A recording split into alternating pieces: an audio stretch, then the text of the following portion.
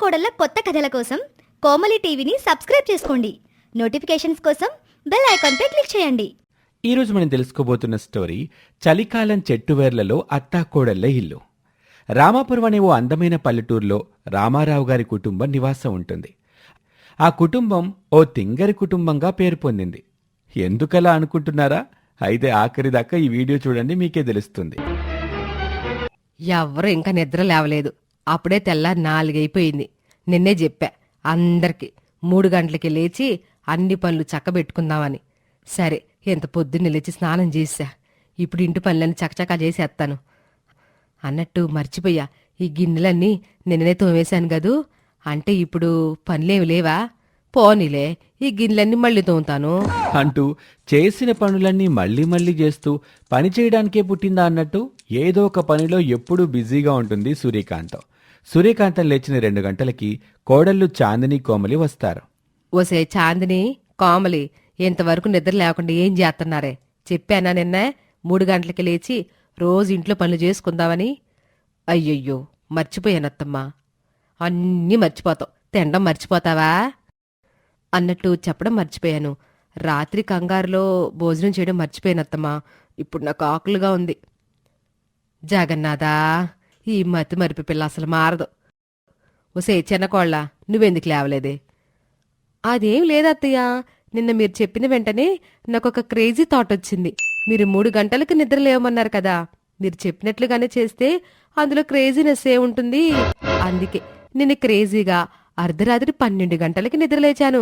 కాసేపు మొబైల్ చూసి 12 AM club అని ఇన్స్టాగ్రామ్లో పోస్ట్ పెట్టేసి మళ్ళీ పడుకున్నాను. చెప్పండి అత్తమ్మా, ఇప్పుడు క్రేజీగా ఉంది కదూ? తాంతాను, ఇంకోసారి గాని క్రేజీ అన్నామనుకో తోల్ది చేతిలో పెడతాను, జాగ్రత్త. ముందు ఇంట్లో పనులు చేయండి. అలా పంపించింది సూర్యకాంతం. ఇలా ఆ ఇద్దరు కోడళ్లతో అత్తగారు వేగలేకపోతూ ఉంటారు. కొన్ని గంటలు గడిచాక మంచం మీద నిద్రపోతూ ఉన్న రామారావు ఇలా అరుస్తూ ఉంటాడు. ఓసేయ్ కాంతం, కాస్తొచ్చి నా మొహాన కాఫీ కొట్టవే, చాలా బద్ధకంగా ఉంది. ఇప్పుడు పొద్దెక్కిందా మహాప్రభు మీకు? తెల్లారి 10 గంటలైపోయింది. ఇప్పుడు దాకా మీరు నిద్ర లేకపోతే దుకాణాన్ని ఎప్పుడు తెరుస్తారు? అయినా రోజంతా అలా బద్ధకంగా ఉండకపోతే నాలా హుషారుగా పని చేసుకోవచ్చుగా. సర్లే, నువ్వు కాఫీ ఇచ్చేలా లేవు. మరో 2 గంటలు పడుకొని మధ్యాహ్నం లేస్తానులే. ఆగండి తెచ్చేస్తున్నాను. ఏంటో ఈ మనిషి మళ్ళీ నిద్రపోయినట్టున్నాడు. అత్తయ్య, మీరేమీ అనుకోనంటే ఆ పెట్టిన కాఫీ తీసుకెళ్లి నిజంగానే మామయ్య గారి ముఖం మీద కొట్టండి. పాత సినిమాలో సన్నివేశంలాగా క్రేజీగా ఉంటుంది కదా అన్నట్టు మర్చిపోయాను అత్తమ్మ. మన ఇంట్లో ఉప్పు ఎక్కడుంది? ఇంతకీ మన ఇంట్లో అసలు ఉప్పు ఉందా అత్తమ్మా? మీ మధ్య నేనింకా బ్రతుకుతున్నాను చూడు, ఈ ఒక్క విషయం చాలు నేను పూర్వజనంలో ఎన్ని పాపాలు చేశానో అర్థం అవడానికి. ఇంతలో సూర్యకాంతం పెద్ద కొడుకు చాందిని భర్త అక్కడికొస్తాడు. అమ్మా, అప్పుడే 10:30 అయిపోయింది. నాకు త్వరగా భోజనం పెట్టు. రాత్రి 10 గంటలకు నాకు ఫ్లైట్ ఉంది. అర్జెంటుగా నేను ఎయిర్పోర్ట్కి వెళ్ళాలి. వీళ్ళిలా మాట్లాడుతూ ఉండగా రాజేష్ వస్తాడు. రాజేష్ సూర్యకాంతం చిన్న కొడుకు, అలాగే కోమలికి భర్త. రాత్రి 10 గంటలకు ఫ్లైట్ అయితే నువ్వు 8:30కో 9కో బయలుదేరితే సరిపోతుంది కదరా. అంతేనంటావా? నేను అప్పుడే ఆలస్యం అయిపోయానంటావా? నాకు కూడా అదే భయంగా ఉందిరా. అయ్యో అన్నయ్య, నువ్వు ఆలస్యం అవటం కాదు, చాలా తొందరగా వెళ్ళిపోతున్నావు. నువ్వు రాత్రి 8:30కో 9 గంటలకో వెళ్తే సరిపోతుంది. ఇప్పటి నుంచి వెళ్ళి ఆ ఎయిర్పోర్ట్లో ఏం చేస్తావు చెప్పు? లేదు, నేను అర్జెంటుగా వెళ్ళాలి. ఎప్పుడు నిదానమే ప్రధానం అంటారు. అన్ని పనులు త్వరగా చేసేయాలి. ఆగన్నయ్య, నీ తొందరతో నీ సమయాన్ని ఎంతగా వృధా చేసుకుంటున్నావో నీకు అర్థం కావటం లేదు. అయినా 2-3 ఊర్ల అవతలున్న పట్టణానికి వెళ్ళటానికి ఫ్లైట్ ఎక్కడం ఎందుకు? డబ్బులు దండగా. ఈ మధ్య నీ డబ్బుల ఖర్చు మరీ ఎక్కువ అవుతుంది. డబ్బులు జాగ్రత్తగా ఖర్చు చేయాలన్నయ్య. నన్ను చూడు, ఈ చొక్కా 5 సంవత్సరాల క్రితం చిరిగిపోయింది.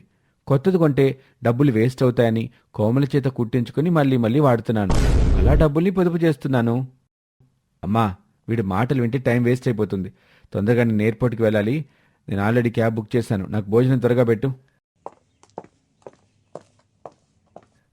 ఏవండి, మీరు ఈరోజు త్వరగా బయటికెళ్లాలన్న విషయం మర్చిపోయానండి. వంట ఇంకా పూర్తి అవ్వలేదు. సరిపోయింది, ఒక్కొక్కరు ఒక్కో రకం. మరేం పర్లేదులే చాందిని, నీ చేతి వంట తినకపోతే నువ్వు ఫీల్ అవుతావేమో అని ఇక్కడ తింటానన్నాను. లేదంటే నేను ఫ్లైట్లోనే ఏదో తినేవాడిని. సరే బాయ్, నేను రేపు మధ్యాహ్నం కల్లా వచ్చేస్తాను అంటూ మోహన్ బయలుదేరి బయటకు వెళ్తాడు. ఈలోగా రాజేష్ చాందినితో ఇలా అంటాడు. ఏంటొదినా, మీరైనా చెప్పండి, అన్నయ్యకి ఎక్కువగా ఖర్చు చేసేస్తున్నాడు. ఇంట్లో భోజనాన్ని వదులుకొని అక్కడెక్కడో ఫ్లైట్లో తింటాడంట. రేట్లు ఎలా ఉంటాయి? డబ్బులు పొదుపు చేయటం ఎప్పుడు నేర్చుకుంటాడో ఏంటో. అలా అనుకు రాజేష్, మీ అన్నయ్య గారి గురించి తెలిసిందేగా. అలా ఎప్పుడూ తొందరపడుతూ డబ్బులు ఎక్కువ ఖర్చు చేస్తూ ఉన్నప్పుడే ఆయన ఆనందంగా ఉంటారు. అన్నట్టు కూరలో తాలింపేసి మర్చిపోయా, ఇక్కడికి వచ్చేశాను. ఆ తాలింపు మాడిపోయి ఉంటది. అయ్యో భగవంతుడా అంటూ చాందిని వంటగదిలోకి పరిగెడుతుంది. ఇంతలో కోమలి తన గది నుంచి బయటకొస్తుంది. ఏవండి, మన బట్టల దుకాణానికి క్యారెట్స్ తీసుకుని వెళ్లేందుకు బ్యాగ్ లేదన్నారు కదా. పెరట్లో ఉన్న ఎండుటాకులన్నిటినీ తీసి దాంతో ఇలా బ్యాగ్ లాగా అల్లాను. అందరూ దారాలతోనూ వైర్లతోనూ అల్లుతారు కదా, క్రేజీగా ఉంటుందని నేను ఇలా ఎండుటాకులతో అల్లాను. ఎలా ఉంది? అద్భుతంగా ఉంది. రూపాయి ఖర్చు లేకుండా ఎంత మంచి పని చేసావు కోమలి. ఆపరా, నీ పిసినారతనం, నీ భార్య పిచ్చితనం సరిపోయారిద్దరు. ఏంటమ్మా, ఆకులతో బ్యాగ్ అల్లావా? దాని బదులు వైరుతో అల్లినా కొంత మెచ్చుకోవచ్చు. ఎంత గట్ట ఆకైనా 1 నెల రోజులకి మించి బ్యాగ్ రాదు. ఇలాంటి పిచ్చి పనులు చేసే కంటే ఆ నూతిని, అందులో ఉండే నీటిని కాస్త శుభ్రం చెయ్యొచ్చుగా. ఏంటి, నూతిలో నీళ్లు తోడి శుభ్రం చేసి మళ్ళీ నూతిలోనే పోయాలా? వాటి క్రేజీ థాట్ నేను ఇలా ఆలోచించలేదత్తమ్మా. ఓసే కాంతం, కాఫీ తెచ్చివ్వవే. అలా ఆ తింగరి కుటుంబం ప్రపంచానికి పనికొచ్చే పనులన్నీ పక్కన పెట్టేసి వారి తింగరి పనులతో కాలక్షేపం చేస్తూ ఉంటారు. ఇంతలో చలికాలం వస్తుంది. చలి విపరీతంగా పెరిగి మంచు కురుస్తూ ఉంటుంది. కాంతం, ఈ చలికాలం అంతా తగ్గి మళ్ళీ ఎండాకాలం వచ్చే వరకు నువ్వు మాత్రం నాకు కాఫీ ఇచ్చేలా లేవు. నువ్వు ఈసారి కాఫీ ఇవ్వకపోతే నేను చచ్చేలా ఉన్నాను.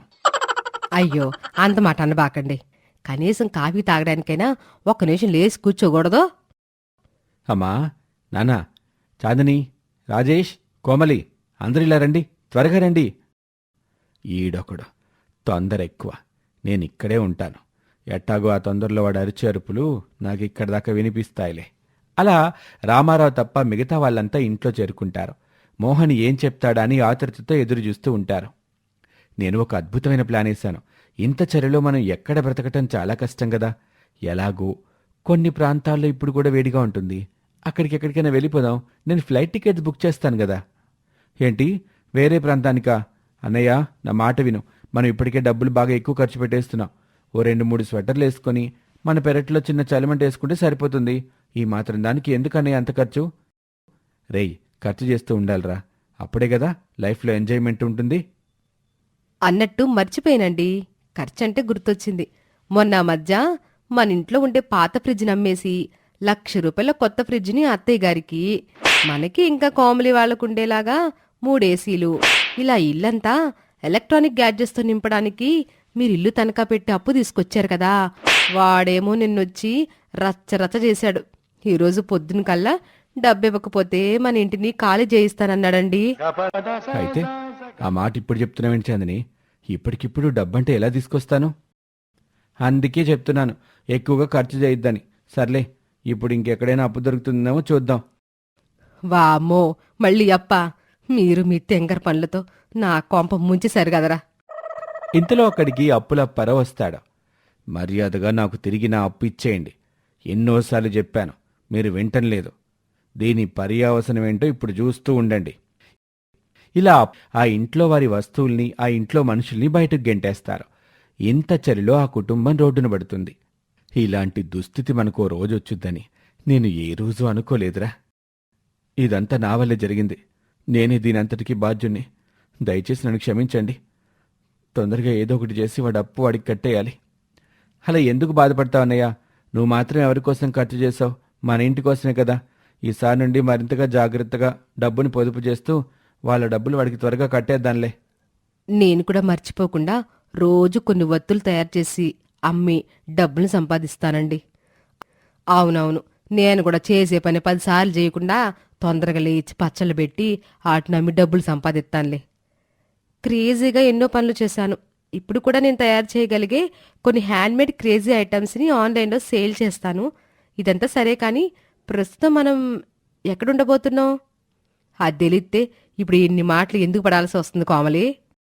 నాకు ఒక క్రేజీ ఐడియా వచ్చింది. ఇదిగో ఈ 2 చెట్లున్నాయి కదా, ఆ చెట్లలో తొర్రుండుంటే హాయిగా తొర్రలోనే ఉండేవాళ్ళం. కానీ ఆ ఛాన్స్ మనకి లేదు. కానీ క్రేజీగా నేలను తవ్వి ఆ చెట్ల వెళ్ళని గూడులాగా అల్లి మనం ఆ చెట్ల వేలలో నివాసాన్ని ఏర్పరచుకుందాం. ఏంటి, చెట్ల వేలలోనా? అసలు మనం ఉండగలమా? ఉండగలమో లేదో నాకు తెలీదు, కానీ ఇప్పుడు మన కంటికి అదొక్కటే దారి కనిపిస్తుంది. ఎందుకంటే బయటికి ఎక్కడికైనా పోయి రెంట్ కట్టే డబ్బులు మన దగ్గర లేవు. ఇవి కూడా మనం నాటిన చెట్లే, పైగా బలంగా భూమి లోపల ఎన్నో అడుగుల వరకు వ్యాపించుకుని దీని వేళ్లున్నాయి. అయితే మనం కొంత భాగం ఈ వేళ్ళని నీటిగా గదిలాగా మార్చుకోవచ్చు. అలా కోమలి చెప్పిన ఐడియాకి అందరూ ఓటేసి చెట్ల వేళ్లలో నివాసాన్ని ఏర్పరచుకుంటారు. చాందిని ఆ చెట్టు వేళ్ల మధ్యనే ఒత్తుల్ని చేసేది. కోమలి ప్రతిరోజు ఎండుటాకులకు ఎండిపోయిన చెట్టు పుల్లల్ని ఏరి వాటితో ఏవేవో తయారు చేస్తూ ఉంటుంది. క్రమం తప్పకుండా మోహన్ దుకాణానికి వెళ్లేవాడు. రాజేష్ దుకాణంలో తన అన్నయ్యకు సహాయపడుతూ ఉండేవాడు. తమకొచ్చిన టైపింగ్ లాంటి రకరకాల విద్యల్ని ఉపయోగించుకొని డబ్బు సంపాదించేవాడు రాజేష్. ఆఖరికి రామారావు కూడా తన బద్ధకాన్ని వదిలి పిల్లలతో పాటే దుకాణానికి వెళ్లేవాడు. 1 నెల రోజులు ఇలాగే గడుస్తుంది. అమ్మా, ఇదిగో నేను ఈ 1 రోజుల పాటు రకరకాల పనులు చేసి డబ్బు పోగు చేశాను. తీసుకో అమ్మా. ఇదిగో అమ్మా, ఈ నెలలో మన దుకాణంలో వచ్చిన లాభం. ఇదిగోండత్తమ్మా, నేను ఆన్లైన్ క్రేజీ బిజినెస్ ద్వారా సంపాదించింది మొత్తం. అన్నట్టు మర్చిపోయాను. ఇదిగోండత్తమ్మా, నా ఒత్తుల బిజినెస్ యొక్క లాభం. ఇదిగోండి, ఇది నేను పచ్చళ్ళ పెట్టి సంపాదించిన డబ్బు. సరిగ్గా డబ్బులన్నీ లెక్కేస్తే 1,00,000 రూపాయలుంది. అంటే మన అప్పులన్నీ తీరిపోతాయి. అలా ఆ కుటుంబం వాళ్ళు ఆ చెట్టు వేళ్లలో ఇళ్లను కట్టుకుని బ్రతికి డబ్బు సంపాదించారు. వచ్చిన డబ్బుతో అప్పు తీర్చుకుని తమ ఇంటిని తిరిగి పొంది మళ్లీ సంతోషంగా జీవించటం మొదలుపెట్టారు. ఇది వాల్టి కథ. మరొక ఆసక్తికర కథలో మళ్ళీ కలుద్దాం. నమస్తే. అనగనగా రామాపురం అనే ఓ చిన్న పల్లెటూరులో సూర్యకాంతం గారి కుటుంబం నివసిస్తూ ఉండేది. యావండి, ఎప్పుడు మన పెద్దాడు చిన్నాడు తగులు పడతానే ఉంటారు. ఎట్టగండి వాళ్ళ మధ్య గొడవలు ఆపేది? ఏం చేస్తాం కాంతం, అంతా మన కర్మ. ఎక్కడైనా తోటికోడళ్ళ తగులు పడ్డం మనం చూసే ఉంటాం గాని తోటికోడలిద్దరూ అక్క చెల్లెలా కలిసుంటారు మన ఇంట్లో. మనల్ని తమ సొంత తల్లిదండ్రుల్లా చూసుకుంటారు. కాని స్నేహితుల మాటలు నమ్మి వీళ్ళిద్దరూ తగులు పడ్డం నాకు కూడా బాధగానే అనిపిస్తుంది. కానీ నేను కూడా ఏమీ చేయలేని పరిస్థితి అని బాధపడుతూ ఉంటారు వాళ్ళిద్దరూ. అది విని కోమలి, చాందిని వంటగదిలో ఈ విధంగా మాట్లాడుకుంటూ ఉంటారు. చూసావా కోమలి, అత్తయ్య మావయ్య బాధపడుతున్నారు. అయినా ఎవరైనా అన్నను లేదా తమ్మునే నమ్ముతారు, కానీ మనవాళ్ళేంటి స్నేహితుల్ని నమ్మి ఇలా గొడవపడుతున్నారు. నేనెన్నోసార్లు మీ మరిది గారికి చెప్పి చూశాను. అనవసరంగా బావగారితో కూడా గొడవ పడితే కుటుంబం ముక్కలవుతుందని కూడా హెచ్చరించా. అయినా ఆయన నా మాట వినటం లేదు. వీళ్ళిలా మాట్లాడుతూ ఉండగా రాజేష్, మోహన్ అక్కడికొస్తారు. నాన్నా, చూడండి నాన్నా, అన్నయ్య డబ్బులిచ్చి మరీ నా దుకాణం ముందు పెంటకుప్ప వేయించాడంట. బావుంది ఈ కొత్త నాటకం. ఆ పని చేయించడానికి నాకేమంత అవసరం? అయినా నా దగ్గర డబ్బులేమైనా చెట్లకు గాస్తున్నాయా? నా మిత్రుడు సురేష్ చెప్పాడు, రాజేష్ నా దుకాణంలో మంట పెట్టిద్దామని ప్లాన్ చేస్తున్నాడని. అలా చెయ్యొద్దని చెప్పు నాన్న. ఊరుకుంటున్నానని హెచ్చుమీరుతున్నాడు. ఏంటి, నాకు మరింకేం పని పట్టలేదా? పక్క వాళ్ళ దుకాణాల్లో నిప్పు పెట్టించడమే నా పని అనుకుంటున్నారా? ఇలాంటి అబద్ధాల మాటలు మానుకోమని చెప్పునన్నా నీ పెద్ద కొడుక్కి. ఇదంతా కాదు నాన్న, ఇంకా ఎంతకాలం వీడితో ఈ నస నాకు?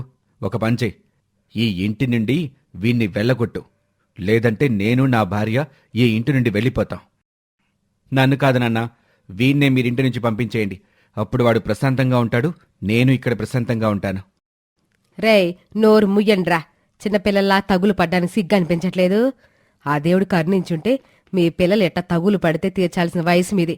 ఇంట్లో పిల్లలు అల్లరిని ప్రసాదించి భగవంతుడా అని మే మొక్కులు మొక్కుకుంటా ఉండంటే మీరేంట్రా అధ్వానంగా గొడవలు పడతా ఉన్నారు? అయినా విడిపోతామని ఇన్నిసార్లు అడగటం కాదు. మీ ఇద్దరూ ఈ ఇంటి నుండి వెళ్ళిపోండి. హాయిగా మా నాన్న మమ్మల్ని బ్రతకనియ్యండి. ఈ ఆఖరి రోజుల్లో మమ్మల్ని ప్రశాంతంగా ఉండనివ్వన్రా.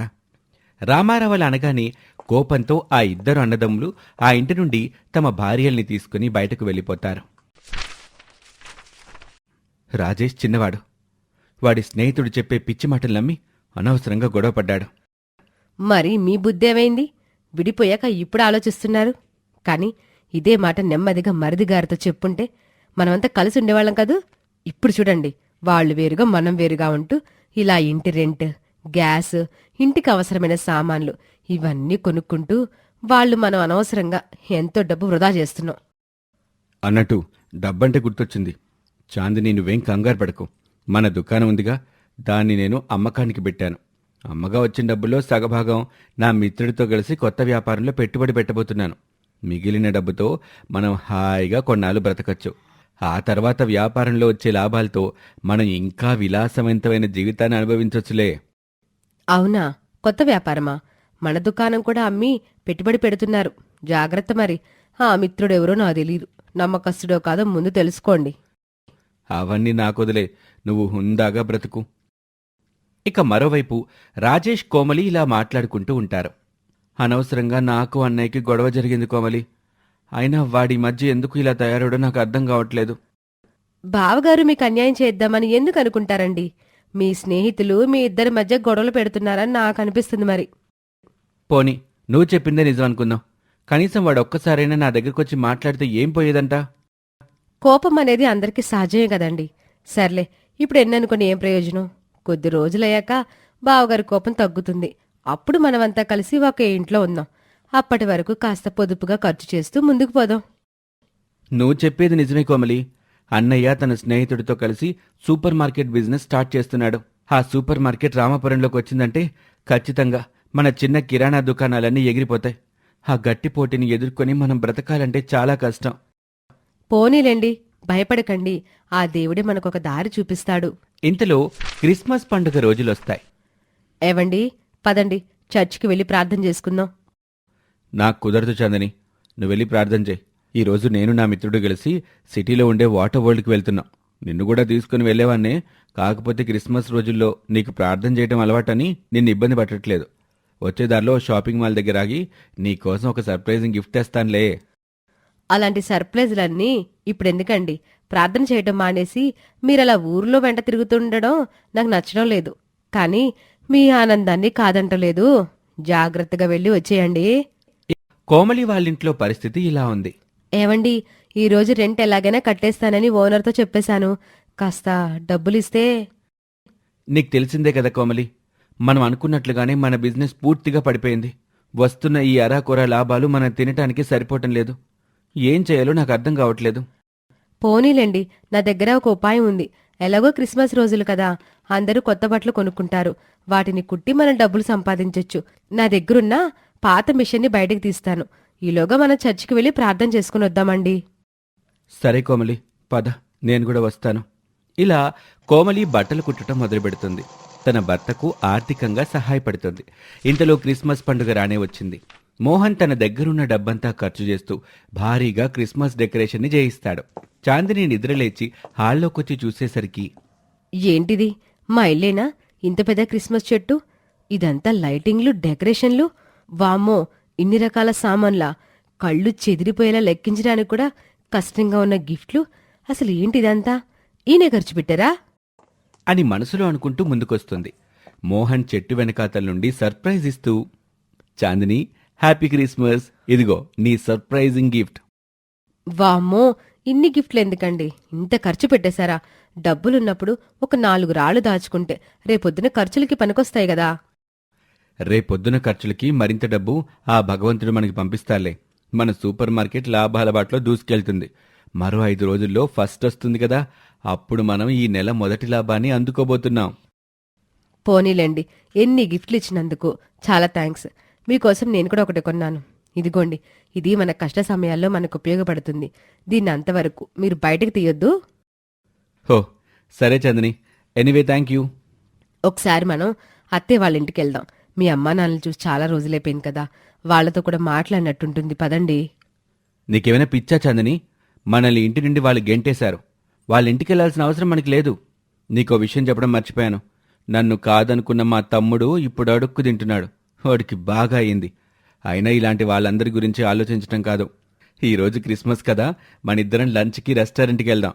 ఇప్పుడు ఇలా పాత చీరలు కట్టుకోవడం కాదు, రిచ్గా కొత్త కొత్త డ్రెస్సులు వేసుకో. ఈ గిఫ్ట్స్ అన్నీ ఓపెన్ చేయి. ఇలా చాలా రిచ్గా సెలబ్రేట్ చేసుకుంటారు మోహన్, చాందిని. మరోవైపు కోమలి, రాజేష్ ఇలా మాట్లాడుకుంటూ ఉంటారు.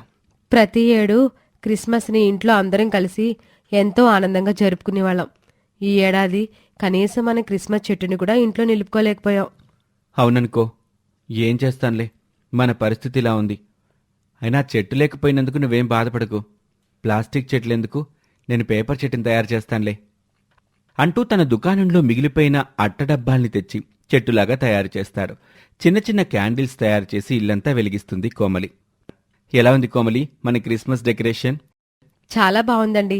మనకి ఉన్నంతలో బాగానే సెలబ్రేట్ చేసుకోబోతున్నాం. తినటానికి మీకు ఇష్టమైన పాయసాన్ని వండి తీసుకుని వస్తాను, ఆగండి. కోమలి, ఒక్క నిమిషం ఆగు. Happy Christmas. ఈ చీరని నేను గత నెల దాచిన డబ్బులతో నీకోసమే కొన్నాను. థ్యాంక్స్ అండి. నేను కూడా మీకోసం ఒక స్వెటర్ని వెళ్ళాను, ఇప్పుడే తీసుకుని వస్తాను, ఆగండి. అనుకుంటూ వెళ్ళి ఒక స్వెటర్ని తీసుకుని వస్తుంది. హ్యాపీ క్రిస్మస్ అండి. ఏమండి, ఒకసారి మనం అత్తయ్య వాళ్ళ ఇంటికి వెళ్దామండి. వాళ్ళకి మాత్రం ఎవరున్నారు చెప్పండి? మనలందరినీ వాళ్ళు ఎంతో మిస్ అవుతూ ఉంటారు కదా. ఈ ఆలోచన నీకు కాదు కోమలి, వాళ్లకుండాలి. కన్నబిడ్డల్ని ఇంటి నుండి తరిమేశారు. అక్కడికి నాకు రావాలని లేదు. వెళ్ళాలనుకుంటే నువ్వే వెళ్ళు. ఇలా ఉండగా కొద్ది రోజులకి రాజేష్ కుట్టు మిషన్కి దారాలు కొందామని వెళ్తూ ఉంటాడు.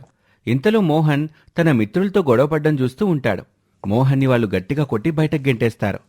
అనయ్య జాగ్రత్త, అసలేమైంది? ఏంటి గొడవ? రే తమ్ముడు, నిన్న అపార్థం చేసుకున్నాన్రా. వీళ్ళ మాటలు నమ్మి నిన్ను నేను దూరం చేసుకున్నాను. ఇద్దరం కలిసుంటే ఈ సమస్య నాకు వచ్చేది కాదేమో. వీళ్ళని నమ్మి నా దుకాణం అమ్మి డబ్బులు వీళ్ళ చేతిలో పెట్టాన్రా. మిగిలిన డబ్బంతా జల్సగా ఖర్చు చేసేశాను. ఇప్పుడు నేను తినటానికి చిల్లి గవ్వైనా నా దగ్గర మిగలేదురా. నేను చెప్పానుగా అన్నయ్య, వీళ్ళు మోసగాళ్ళు. ఇప్పుడు నాకు అర్థమైంది. నిజంగానే వీళ్ళు మన ఇద్దరి మధ్య గొడవ పెట్టారు. మనం విడిపోయాక మన నుండి డబ్బుని ఆనందాన్ని లాక్కున్నారు. సర్లే అన్నయ్య, జరిగిందేదో జరిగిపోయింది. ఇప్పుడు వాళ్ళతో అనవసరంగా గొడవ పడకుండా మనిద్దరం ఇక మీదట ఏం చేయాలో ఆలోచిద్దాం. ఇంతలో అక్కడికి చాందిని వస్తుంది.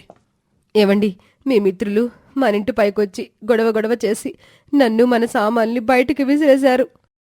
వదినా, మీరేం బాధపడకండి, మనం అంతా మాట్లాడదాం. ఒకసారి మా ఇంటికి వెళ్దాం పదండి అంటూ రాజేష్ వాళ్ళిద్దరినీ తన ఇంటికి పట్టుకుని వెళ్తాడు. కోమలి వాళ్ళందరినీ ఒకే దగ్గర చూసి చాలా ఆనందిస్తుంది. ఇక వాళ్ళు నలుగురు మాట్లాడుకుని జరిగింది తప్పు అని తెలుసుకుంటారు. మీ మధ్య ఐకమత్యం లేకపోవడం వల్ల ఇదంతా జరిగింది. ఇప్పటికైనా తెలుసుకున్నారు కదా, సంతోషం. ఇక పదండి, మనం మన ఇంటికి వెళ్ళిపోవాలి. అత్తయ్య మావయ్య మిమ్మల్ని ఎంతగానో మిస్ అవుతూ ఉంటారు అనుకుంటూ వాళ్ళ నలుగురు కలిసి సూర్యకాంతం రామారావు ఉంటున్న ఇంటికి వెళ్తారు. ఏ మొహం పెట్టుకుని ఇక్కడికొచ్చారో? ఎన్నాళ్ళు మేం ఏమైపోయామో కూడా మీరు పట్టించుకోలేదు. ఇప్పుడు చేతులు గాలేక మేం గుర్తొచ్చామా మీకు? పోన్లేండి, కోపడబాకండి. కోడళ్ళు ఎప్పటికప్పుడే వచ్చి మన బాగోగులు చూస్తూ ఉండేవాళ్ళు కదా. వాళ్ళిద్దరూ బుద్ధి గడితనోళ్ళు. ఇప్పుడు వాళ్ళ తప్పులు వాళ్ళు తెలుసుకున్నారు కదా. ఇక జరిగిన దానికి క్షమాపణలు అడుగుతున్నారుగా. వాళ్ళని క్షమించేసి ఎప్పట్లాగే కలుసుందాంలేండి. సూర్యకాంతం అలా అనగానే ఆ కుటుంబం అంతా తిరిగి ఒక చోట నివసించడం ప్రారంభించింది. ఎప్పట్లాగానే ఆ కుటుంబం ఆనందంగా ఉంటుంది. రాజేష్, మోహన్ కష్టపడి పనిచేసి మళ్లీ తమ వ్యాపారాన్ని గట్టిగా నిలబెట్టుకున్నారు. ఇది వాల్టి కథ. మరొక ఆసక్తికర కథలో మళ్ళీ కలుద్దాం. అంతవరకు సెలవు. నమస్తే.